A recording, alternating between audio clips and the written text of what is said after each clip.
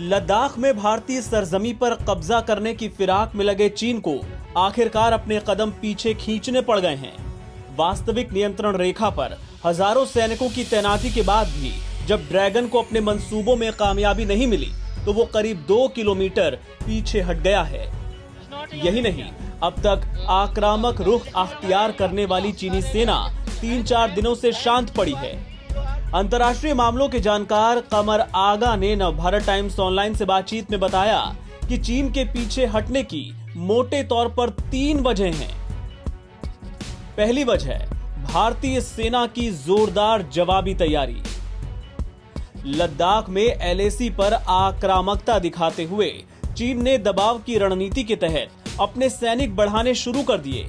बताया गया कि चीन ने एलएसी पर 5000 सैनिक भेज दिए। जवाब में भारतीय सेना ने भी एलएसी पर अपने सैनिक बढ़ा दिए और चीन की बराबरी में ही हथियार, टैंक और युद्धक वाहनों को इलाके में तैनात कर दिया। आगा कहते हैं, चीन के साथ हमेशा से ये रहा है कि उसके साथ अगर कोई देश नरमी से पेश आता है तो वो चढ़ बैठता है और अगर आप सख्त रवैया अपनाते हैं तो वो पीछे हट जाता है।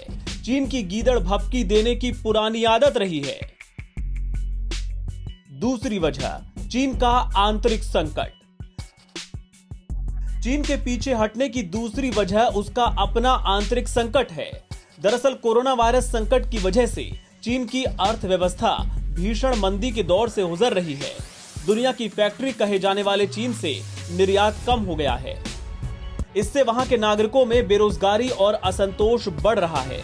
इसे दबाने के लिए ही चीनी नेतृत्व राष्ट्रवाद का कार्ड खेल रहा है। अमेरिका की वजह से वो ताइवान और साउथ चाइना सी में तो कुछ नहीं कर पा रहा, तो ऐसे में उसने भारत के खिलाफ दबाव बढ़ाना शुरू कर दिया।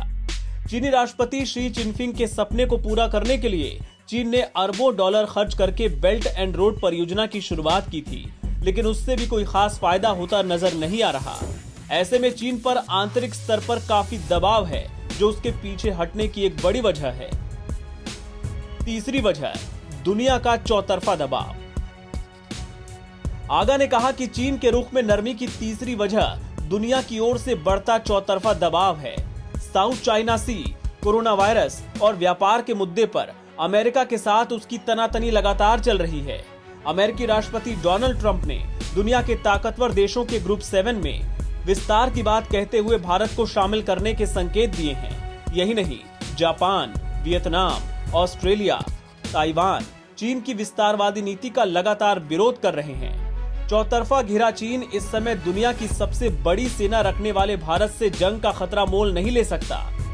चीन भारतीय बाजार को भी खोना अफोर्ड नहीं कर सकता। इसी वजह से उसे लद्दाख में अपने रुख में नरमी लाने को मजबूर होना पड़ा है। एनबीटी ऑनलाइन के लिए शैलेश शुक्ला की रिपोर्ट।